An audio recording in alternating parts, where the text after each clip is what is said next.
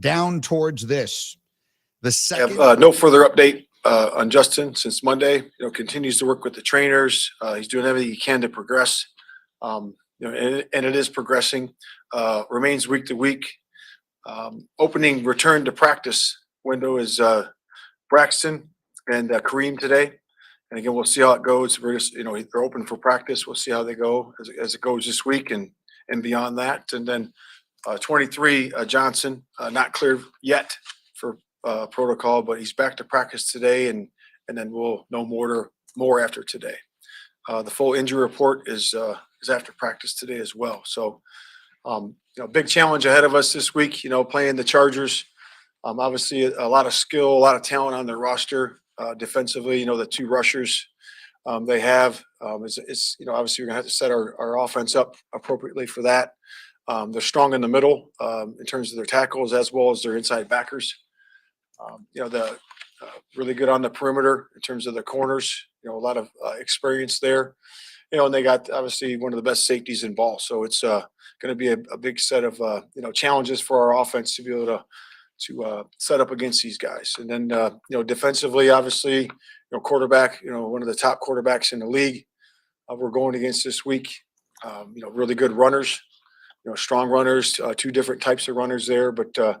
Again, tight end level, really solid at the tight end level. And then obviously one of the best receivers in the league we face again this week. And it's a good receiving core as well. So those guys work well together. You guys saw the game against Kansas City. They were in it the whole way. And, it was a heck of a battle. But we got a bunch of challenges ahead of us this week and working into first and second down today and getting our plan in. Had our meetings already, had some of our walkthroughs, and we'll work through practice. But with that, I'll open up the questions. The defense has been on a pretty steady climb throughout the month. What's your sense for what the catalysts are for the production you guys have had? I would just say, it's really teamwork, it really is. And, working together, having that continuity, I believe getting the secondary pieces back really helps us, in terms of coverage variation, matchups, being able to process through that as, coaches and players. So we're just working through that, and we're working through that this week. With Roshan, what goes into him practice? What can he do today, and what can't he do? Yeah, he'll work through today, and then he's just it's just one more hurdle. It's just one more hurdle. They, during the concussion protocol, they have these levels with good reason, and he's just got to go one more hurdle today. There were some plays on Sunday where Darnell Wright looked like he was hesitant or couldn't use his left arm. Obviously, you guys knew about the shoulder injury, but did you know he was going to have to kind of gut through it to that extent, or was it something that got worse as the game went on? Yeah, he just worked through it. I commend him, for doing that. He's was in some pain there and worked through it during the course of the day, and again he pushed through it. And I know it didn't look for him as well as he wanted it to at times, but again he's working through that this week, and we'll see where he is. But I just commend him for gutting it through. Being a young guy like that, going against the pass rusher he was going against. So my hat's off to him. When you went back through the 2-minute drive just before halftime, any self-assessment reflection on that entire sequence in terms of strategy and clock management and things like that? Yeah, you look at that, and really there was two plays that stood out with what happened. You get the holding penalty, right, and then you get the sack. So you get two negatives there. And even with that, we still had 19 seconds. We still had some timeouts left, so we still had plenty of time to get the ball 12 yards, I believe it was. So we were still okay in there. And again, the one play that happened, where the clock was going, and the one that everybody talks about. Well, the operation's got to be faster there. We got to get that thing down, get the play call, and go, because it started at like 52 seconds, I believe, something like that, 53. So that was out of our zone, just barely out of our zone. So. Yeah, I like the operation. I like the way we did it, the way we managed it, but it's got to be operated a little bit quicker. In that sequence that you mentioned, when you notice that it's not humming and you've got those timeouts in your pocket, why not hit one there when you've got? Yeah, because you're looking at it and you're saying, are they going to get it called faster? And certainly you could have done that, but again, we just got to operate quicker. Matt, Justin Herbert is potentially one of the elite quarterbacks in the league. In the first 3 games, he was great. Last 3, kind of average, below average. What have opponents done to kind of contain him these last 3 games, and how is your defense set up to maybe replicate whatever teams are doing? Yeah, I mean, he's played some good defenses, right? KC defense is one of the tops in the league, and obviously Spags is a really good coordinator, does a really good job. So that's with that, and he's played some good ones too before that. But I really believe that it's just about those guys working through it. I really believe that sometimes you adjust and adapt a little bit during the course of the game, and I think those defenses did a good job of that. And I'm sure their offense is going to adjust to it as well. You guys did a good job of giving Tyson short throws and quick decisions for him to make. Can you win consistently without stretching the field deeper? Yeah, we're always going to look to stretch vertically and horizontally in the passing game. That's always something that we look at, and really you look at the defense that you're playing. So if they give you those opportunities, vertically, you're going to take those. If it's in the side pockets, in the seam, in the deep part of the, of the field, or it might be intermediate routes too. So, you really are looking at those pockets all the time in the space which the defense gives you, and you attack those spaces. Now that there's film of him, do you expect the next team you face and then the team after that to maybe not give him what the Raiders were giving him? I mean, yeah, it's the NFL, right? That's what we do. We offensively and defensively, we attack what we see. So we got to do a good job of, having some multiplicity there. Changing our looks. Changing what we're going to do and how we're going to do it. And that's the NFL. You got to do that week to week for sure. Have you noticed any? What are you looking at from Braxton to see if he's going to be ready? What are you going to be looking at in practice? Just functionality. Is he functional in terms of his movements? And what he's done in terms of and then the conditioning. That would be the second thing. And just for him working through it. And when he feels like he's ready, and then the trainers say that he's good to go, and we look at it as coaches, we'll give him the green light. But again, I don't know when that's going to be. He's got 21 days to figure that out, and hopefully it's sooner than later. Have you noticed any difference in Tyson as he prepares for another game, knowing what he did on Sunday and seeing the film and kind of just saying, okay, I knew I could do it. I showed I could do it. And there's like a different energy around him or anything like that? I have not. He's been the same guy. He's the same guy as he was last week, and he's prepared. He's focused. He's got that determined look in his eye, and he's just trying to learn the first and second down today, and going through the passes and the different types of passes and the runs, and making sure that he operates well. What do you appreciate about Khalil Mack and what he's been able to do this season? Yeah, just he's a pro's pro, just from what I hear about him, and from him being in the building, and then I got a chance to meet him when he was first here, for just a brief stint, and just admired him over the years. His ability to be a consistent pro and produce every year that he's been healthy, and he was out there, and he's a handful. Matt, with Khalil Mack, you guys are going to face this here. Can you take what you did against Crosby last week and apply it to this game plan, or is it different because Joey Bosa is also on the other side? It's different. There's a different structure a little bit this week. Sometimes it's the same some, but it's a different structure. So you got to handle it a little bit differently. They do have a couple guys, they got on the other side, which, obviously creates some situations. They pressure a little bit more, so we got to be ready for those types of things. But yeah, it's a little bit different. Are you expecting Eddie to try to practice today? Yeah, we'll see where he is. He's going to go through, and we'll see where he is today. He's going to be in a limited fashion today, and we'll see where it goes. And hopefully he's starting to improve that foot. What have you seen from Elijah over his obviously extended period of time in that role? Yeah, he's done well. He's functioned well in there. He's played that position, so, Brisk, plays the other spot and coming down and doing the things he does. But he's been good in the back part of the field. And he's communicated well, with Brisker, and now that we got the other guys back, he's done a good job with that. He made some plays. He's made some plays. I think he's gotten better every single week. If you go back to the Tampa game, I think he was pretty good there, and I think he's gotten better every single week. Tyson, the completion he had to Mercedes, if you remember that one, I'm curious your reaction to just how well it was set up and what he executed and what the whole group executed well on the fake. Yeah, the play fake was good, right? He's did a nice job of showing the hand and then tucking the ball in the hip, which was really good. And then giving the eye candy with him, really exaggerating the fake, and he came out of there nice. He could have paused maybe another second, and once he gets comfortable doing that, but he came out there with some speed, which is what you need to do, and then he delivered the ball on time. So it was a really good run by Mercedes, and getting it down there close to the end zone. Matt, that Mac and I guess Bosa for that matter know that they've seen on film that Wright is playing with a bum shoulder or bum arm, whatever. Does that make the decision on Wright this week a little trickier, knowing that your defenders know they have a weakness they can attack? Yeah, I mean, we're always looking, on either side of the ball for weaknesses, and it'll come down to his functionality in practice. We'll see where he is, and if he can function well and do a good job with his strength and protecting himself and play at a high level, he'll be in there. Matt, against the Raiders, we saw a little bit more pitches in the backfield. Is there a reason for that? Does that allow you to do something different offensively when you kind of use the pitch to hand the ball off? Yeah, you can do pitches when he's behind you, at the same side. It's really just attacking the perimeter. That's just a different way to do that. You can do it with jet sweeps, tosses. You can do it with reverses. You can do it a bunch of different ways, and really just attacking the whole width of the field. So you want to do that in the run game as well.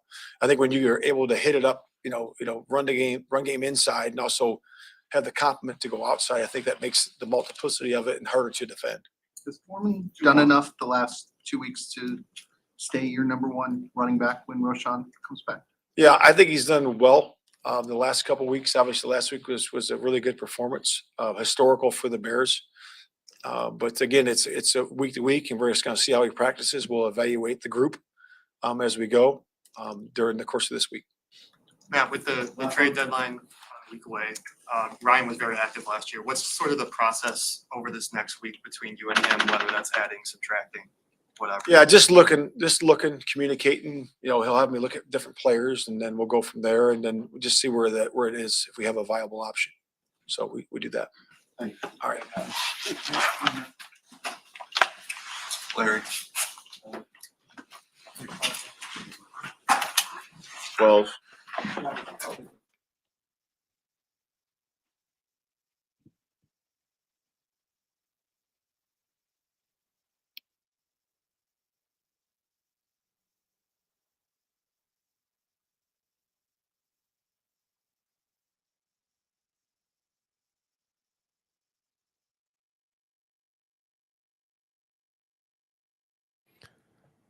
Test 1 2. Can you hear me now? Oh, that's how we got it. Here we go. Okay, we're back. Hold on now. Give it a sec. Let it breathe. And there we go. All right. That was head coach of the Chicago Bears, Matt Eberflus. Welcome into the Chicago Bears podcast live with Pat the Designer and Jason McKie, former Chicago Bears fullback and ESPN sideline reporter. Appreciate you guys for tuning in, man. Call into the show 312-332-3776. Listen, J-Mac, it seems that multiplicity is Matt Eberflus's favorite word. That's his word of the day. He's got the little calendar going there, and he's really vibing with that. What'd you hear there that perked your ears up from Flus today? I mean, just a lot of the injury report. Is good to see that Roschon Johnson is one step closer to being back on the football field. And, I think with what Deontay Foreman and Darrington Evans has done the past few weeks has been great. But adding a dynamic back to that trio and Roschon would even elevate that running game even more. So excited to have him back. A little worried about Darnell Wright. I mean that injury is something to keep an eye on. I think the Bears did a good job last week of really nullifying Max Crosby. I know he got one sack, but I like the plan they had in place in terms of protection, right? And what I mean by plan, I mean, keeping Cole Kmet or Robert Tonyan in on that side, wherever Max Crosby was, chipping him before they went out in routes, but also using running backs to do the same thing, but also in, obvious passing situations where I even seen them a couple times, go a tight bunch where they had a bunch formation, they squeezed it down towards Crosby's side and they even chipped with Tyler Scott as he released for his route. So I think the protection plan was great. And it should have been because they should have learned from their mistakes the previous week. So obviously, like you said, this is a process. The NFL every week it's going to be a different team. Teams are going to try to do different things, but this Chargers defense, yes, they give up a lot of yards in the passing game and total yards overall, and they're one of the bottom defenses in this league. But at the same time, you still got two dynamic pass rushers, in Bosa and Khalil Mack. I mean, Khalil Mack has 7 sacks, so he's a marked man. But this week, you can't just mark one side. You got to mark the other side with Bosa on the other side. So, and then he talked about, the safety, Derwin James. I mean, he's a great player. I mean, he's a safety that you can do a lot of different things with, right? You can play him in the box, but he's also great in coverage. So he's what would you call he's a piece. He's a chess piece that their defense has where they can use him in a variety of ways. So he's also a mark man that you gotta have on your mind each and every play, pre-snap read. You gotta know where he's at on the field. Yeah, no, 100%. I think we saw something this week that was exciting from the Chicago Bears as far as the offensive line went. Felt like you had a really good combination. You had at your right tackle. I mean, you're sitting there going from right tackle pretty much to center. You felt pretty confident in what you had out there, and especially the fact that your center was able to snap the football straight back. But even seeing Cody Whitehair still be able to be utilized out there at the left guard position, and getting the news today that Braxton Jones will return to practice today, and that he's starting to open up his window for him to get back. You're starting to see this offensive line get healthy at the right time of the season for you, and on top of that, at the right time where it feels like you have your best blocking scheme that we've seen. I've never seen anybody just completely shut Max Crosby out as far as pressures and things like that go. It really felt like the combination that the offensive line had as far and the quarterback play in there. You got to give credit to Tyson Bagent being able to kind of move in the pocket and be able to vacate his space when he needed to, and to get to extend plays. I really liked what we saw from that offensive line play, and it's good to hear that they're starting to get healthy now. Yeah, 100%. I mean, when you have right the mix in offensive lines, right, the shuffling that we've had all year, Whitehair at center, and then Whitehair at left guard, now Tevin Jenkins in right guard. It's tough. I mean, it's tough for those guys, and it's about on the offensive line. It's about communication and continuity, right? And you got to understand and have a relationship with the guy you're playing next to, because these defensive lines, these defensive fronts, they're going to bring a lot of things, right? They're going to align they're going to align all different ways, give you exotic looks, and they're going to a lot of stunts, ETs and TTs in which the two tackles are twisting in the middle, ETs in which the end is coming first, that tackle's looping around.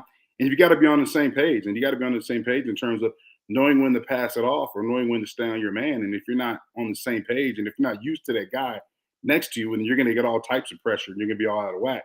And then on top of that, you talked about the snaps. Like, the snaps was huge this week. I mean, the play starts with the snap, but if that snap is high or it's off, it's going to disrupt the timing and the rhythm in the passing game. And that's the thing that we saw this week. Last week, we saw rhythm and timing in the passing game. And Tyson Bagent is a rhythmic passer, which means, like I've been saying all along, if it's a 3-step drop, that ball's coming out on his 3rd step. If it's a deeper drop, 5-step drop, that ball's coming out on his 5th step. He's a decisive decision maker, and when he delivers that ball, he delivers it with conviction. But what I was really impressed with was the accuracy and the location he put some of these footballs in. I mean, there was one he threw to Mooney over the middle where he threw it low and away from the defender, where only Darnell Mooney can make that catch.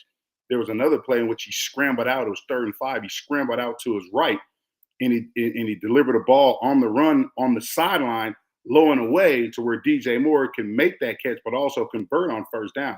So when you have a quarterback that's in rhythm, right, his timing's not being disrupted, he can be effective. And I thought it was a great game plan, last week. But this week it's a whole different ball game, because you have a Chargers team that does give up a lot of yards in the passing game. And I think eventually you're going to have to take the string off Tyson Bagent and let him throw that ball downfield. No, 100%. That's the part I think that is the most concerning with a lot of fans, right? And I think when people hear us say, right, throw the football downfield, I think we mean like DJ Moore on a go route, dropping back, you got to let that thing fly 40 yards. That's not what I'm looking to see here. But they're going to take away a lot of the intermediate stuff, a lot of the short stuff. One, you have to be able to create time with Khalil Mack and Nick Bosa on the other side of you. That's not an easy thing to do. You have to be able to create that time for your quarterback to be able to get the football out, which I do like the 12 personnel that we've seen on tape the last couple of weeks. Even a little bit of 13, not too much 13 personnel, but seeing that 12 personnel out there, right? Seeing Mercedes Lewis to help Darnell Wright, who clearly had issues with the shoulder. I'll even give credit to Cole Kmet, which is something I don't do blocking-wise much when you're really being 100% honest about it. Like, he actually had a good day blocking for Tyson Bagent out there. And he didn't have a ton of catches yesterday, but I thought he did a really good job keeping his hands up and being able to attack in the blocking scheme. I think if Roschon Johnson is able to come back, remember, he's not fully cleared yet. That adds to that blocking. I think that we'll see him out there. He is an excellent blocker, which is why he's doing so well on all the phases of special teams that he's on as well, right? Like, those are the things paired with, okay, now can Tyson Bagent deliver a 15-yard pass down the field accurately? There's so much up front that has to happen for the Bears to have success throwing a deep ball, because I do think that even though this defense of the Chargers, I mean, it's so spotty. Like, you have elite pass rushers, but outside of that, it's so spotty. I still think that they'll do a lot to take away those short passes and say, all right, Rook, we saw you do this last week. We're going to take this away. You beat us down there. Hats off to you. Yeah, but it's a defense that gives up a lot of explosive plays. And last week against Kansas City, I mean, they gave up a lot of explosive plays. And obviously, when you're playing the Chiefs teams that's got a GOAT like Patrick Mahomes and Travis Kelce, you're going to give up big plays. But they've been doing it all year. They've been solid and they give them explosive plays. So that's something that, as a Bears offense, we haven't been able to generate consistently, is being able to generate explosive plays. So that's something to see. Like I said before, are they going to actually take the reins off Tyson Bagent and let him push that ball downfield? And I'm not a numbers guy, but I'd be interested to know, what was the average in terms of his passing? Like how deep was he throwing the ball last week? And I don't think it was that far. It's probably under 10 yards if we could find that stat. So I'm interested to see, are they going to allow Tyson Bagent to try to take the top off a defense that's giving up explosive plays, but is also one of the bottom teams in the league in terms of defending the pass? Yeah, I mean, listen, I think his longest pass, yes, and I'm trying to see if I can pull it up here. I think his longest pass, here's this passing chart here. Let's see if I can drop this in here real quick. I mean, you're not sitting here talking about him, slinging it downfield, but I can't say that he can't do it, because they didn't ask him to do it, right? Like, the game plan for Bagent was for him to, get the ball out quickly, get the ball to the man that was right there. Here's the chart right here. I mean, these are your next gen stats from the NFL here. I mean, 21 for 29, 162 yards. Nothing crazy to sit here and talk about, but, he was efficient. 100%. Maybe, let's see, 3 passes past 10 yards on the whole day, but efficient. And you know what? If I've got a young man back there, especially as a backup quarterback, who this is his first, I mean, we talked about it on the post-game show, right? Like, Colorado School of Mines is the team that he was getting ready for. He just went out there and beat the Vegas Raiders. This is his first real NFL action in a real game. And he went out there and was like, I'm not going to do too much. I'm just going to take what the coaches want me to take. I feel good about that. And I feel good about that with where this Bears team is heading health-wise. Talked about Roschon Johnson with the game we saw from D'Onta Foreman last week, J-Mac. I got to ask you this. We got a running back controversy heading our way, my guy, because, listen, there's a lot of good guys that are in that backfield and a lot of guys that have shown you production. But as you've talked about, D'Onta Foreman is just a running back here. He's not a guy that's going to be a 4-phase guy, and that seems to be what the Bears have looked to more times than not. It's a good problem to have. When you got that many backs or a position group that's productive and that has a lot of talent, it's a good problem for the coach to have. And, D'Onta Foreman is going to be in the lineup. He's earned it with the way he's played the last 2 weeks. Now, the question is, who's going to be inactive? Because Darrington Evans has done some good things. Roschon comes back. Travis Homer plays all special teams. Roschon Johnson can play special teams. So, I'm not sure if Darrington Evans becomes inactive. You insert Roschon in there just because Travis Homer can play all special teams, and they may limit Roschon's role on special teams due to the fact that he is coming back from a concussion. I don't know how that formula is going to work, but at the same time, as Bears fans and analysts, we can be comfortable with whoever's back there in the backfield. They're going to be productive because that's how we've been. I think we're 5th in the league in rushing. I think we're averaging 141 yards a game, and that's great because if there's something that you want to build upon offensively, right, it's the run game. And we did that last week, right? We talk about Tyson Bagent not throwing the ball downfield. Well, he didn't have to because the run game was so effective. But also, when we look at the passes that he had, a lot of those came off of play action, right? A lot of those came off run action because we were so solid in the run game. So if you have a solid running game, which you're going to need again this week to help nullify a pass rush, then that can set up things in a passing game for Tyson. And like we said, us trying to generate explosive plays, well, those explosive passes and those explosive plays will come off of solid running game. So I'm excited to see how it's developed. I think he's going to be even better this week. He's such a cool, calm, and collected guy. He has a quiet confidence about him, but when he speaks, he's always giving praise to his teammates. He's always giving praise to his receivers. It's not about him. And that's what you want in a leader at quarterback, right? It's not about me, it's about we. And that's the type of guy he is. So I'm excited to see, how much better he is this week with another week of complete preparation where he doesn't get like limited amount of reps. He's getting all the reps in practice. Yeah. He knows he's the guy this week. And I want to see how they're going to open up this game plan even more, to really accentuate his skill set. All right, let's keep this thing moving right along, right? Appreciate you guys for tuning in and showing love. Hit that like button if you're over on the YouTube side. Subscribe to the page. Y'all already know what they're doing. You can call into the show, chop it up with us as well, 312-332-3776. Here's the one thing that I do want to ask you, because if we're having a conversation offensively, what the Bears are going to be able to go out there and do versus struggling defense, right? We also have to have the conversation about what can the Bears defense do that has moved in the right direction over the last 3 weeks? That to me, I don't know if the offense is struggling out there, but like they're confusing. There's moments where it's like, that's exactly what I want to see from the Chargers. And then there's other moments where I'm like, y'all forgot Austin Eckler existed on this team, huh? Like we just not using him at all anymore. He's out of there, huh? What do the Bears have to do defensively to go out there and dominate this Chargers team? Because I use the word dominate because the way these linebackers have been flying around has been a dominating performance. Yeah, I mean, the Chargers offense is like us, right? It's up, down, up, down, up, Yeah. down. Confusing. One game plan's great, the next week is bad. Like that's they're a mirror image of our offense, to be quite Brandon honest. Staley's in trouble. Yeah, but defensively, it's been a steady climb the last few weeks. We've gotten better. Guys have been flying around making plays, and I want to highlight a couple guys. And I know we talk about Jaylen Johnson. That got the 2 takeaways last week. That's great. The guy was really flying around that I was really encouraged to see, who really made a lot of plays this past Sunday, was Jaquan Brisker, man. Jaquan Brisker was flying around. I believe he had 10 tackles on the day. But he was an enforcer, right? And that's what you want from your safety, right? He's a guy that can play in the box, but not just play in the box, right? He's a sure tackler, right? And that's what we've seen this year. He's been making tackles, making sure tackles. And yeah, he'll miss a few, but at the same time, he's there. He's made more tackles than he's missed. And last week we saw a guy who shot away from tackles, and cornerback Marcus Peters, like he's just getting out the way. But I love the fact that we see a defense. I love the fact that we see a defense that's playing. It's called business decisions, J-Mac. Business decisions. It's a business decision. That's what you call it. But it's good to see a defense, right, that's playing with confidence, right, that's playing with intensity, right, that's going out there making plays. And that's what the principle of the defense is supposed to be. And we didn't see that the first few weeks, but now we're starting to see that. Guys are starting to understand their role in the scheme more. The communication is better on the back end. The one thing we still need to see is more sacks. We haven't seen enough sacks. We got 10 total. So we need to get better in that aspect. I would love to see them, get Justin Herbert on the ground, make sure we're hitting him, make sure he's uncomfortable in that pocket. Because the Chargers, they're gonna sling that ball. They're gonna throw that ball. Oh, yeah. Herbert's gonna have 30 plus pass attempts. I mean, easily. They're gonna throw that ball. So we got to get pressure on him.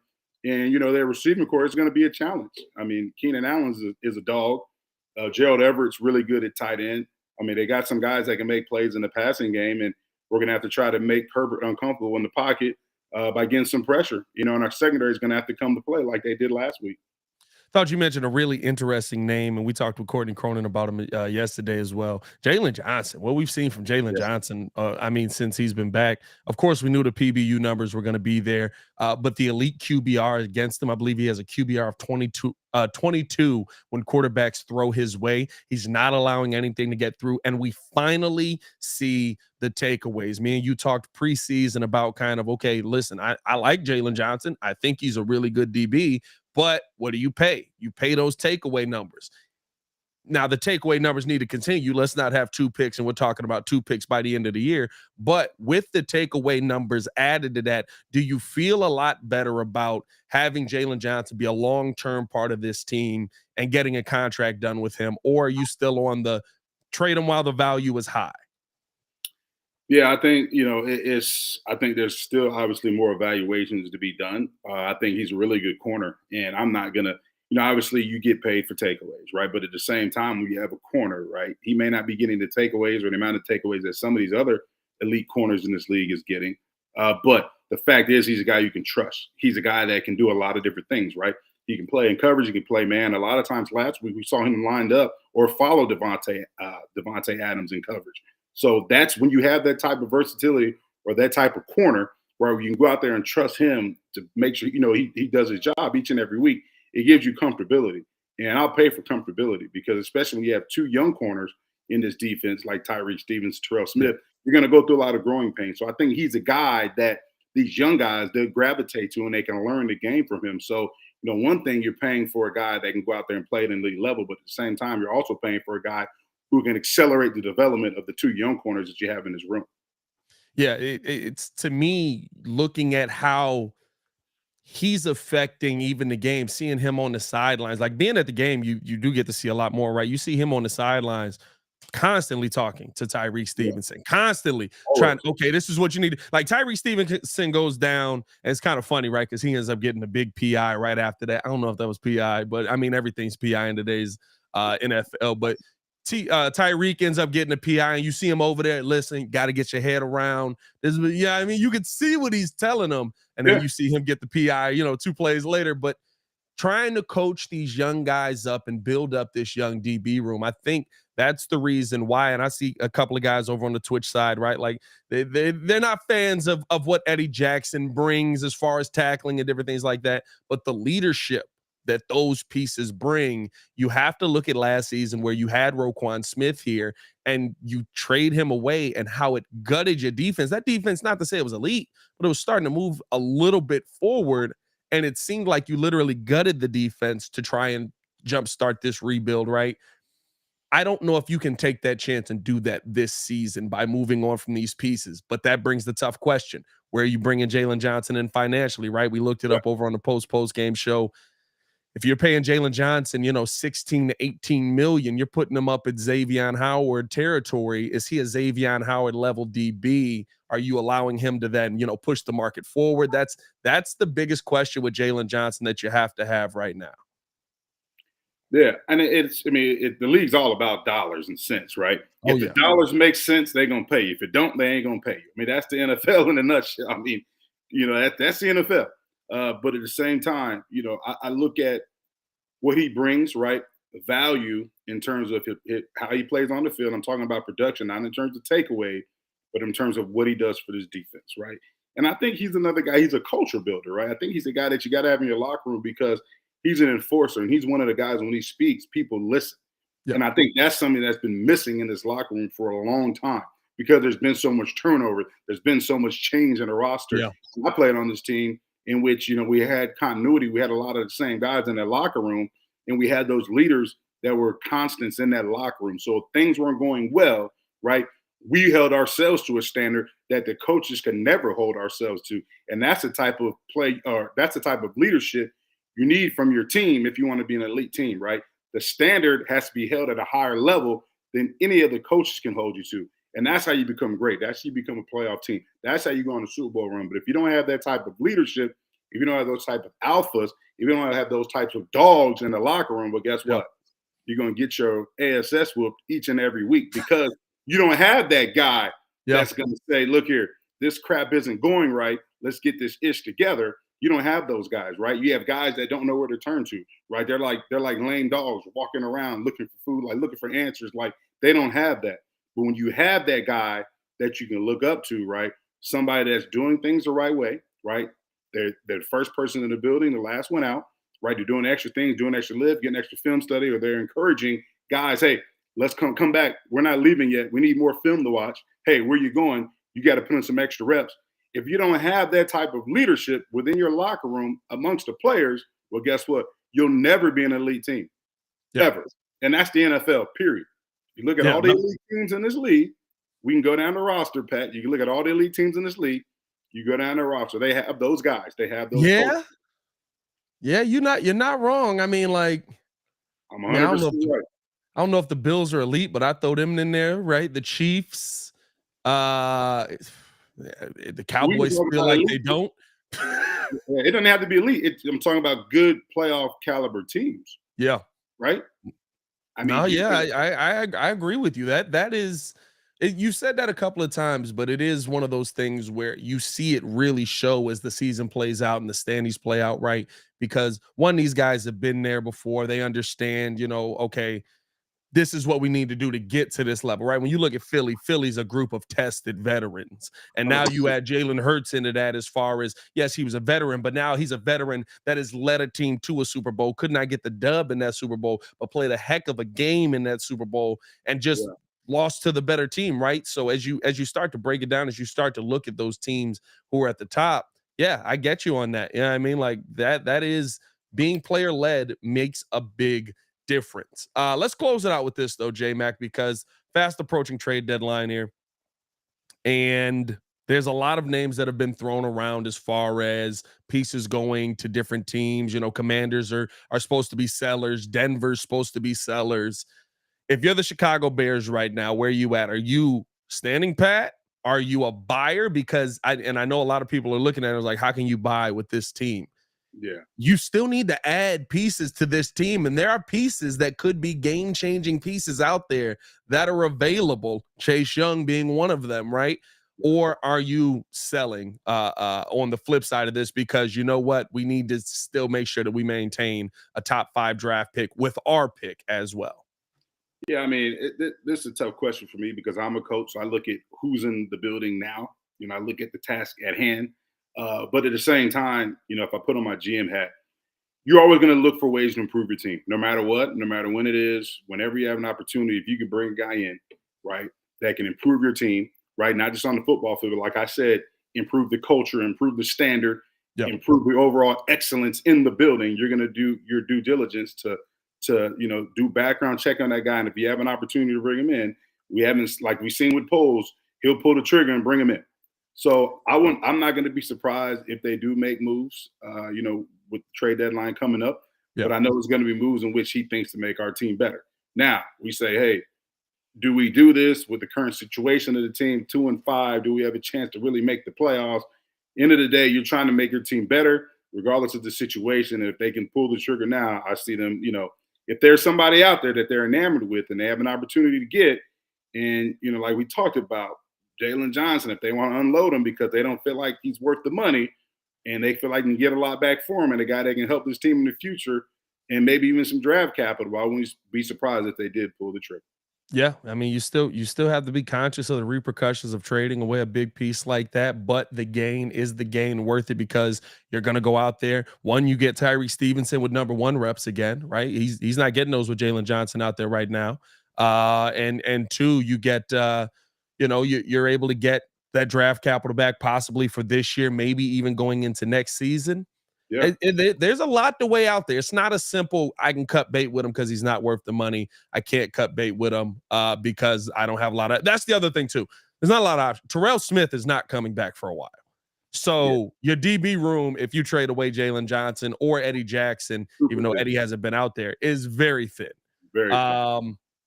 But yeah, man, appreciate you guys for tuning in and showing love. I think we're going to call that one pod right there, my guy. One pod. Appreciate J-Mac, as always, for tuning in. And we got an interesting game to continue breaking down. Me and Courtney Cronin on tomorrow, breaking down more from the Chicago Bears versus Chargers matchup. Make sure to tune in with us on that. And listen, if you couldn't catch the entire thing, over on Apple Podcasts as well. As always, it's your boy, Pat the Designer, back at it again. Y'all stay safe out there, Chicago. One love. Peace. Bear down.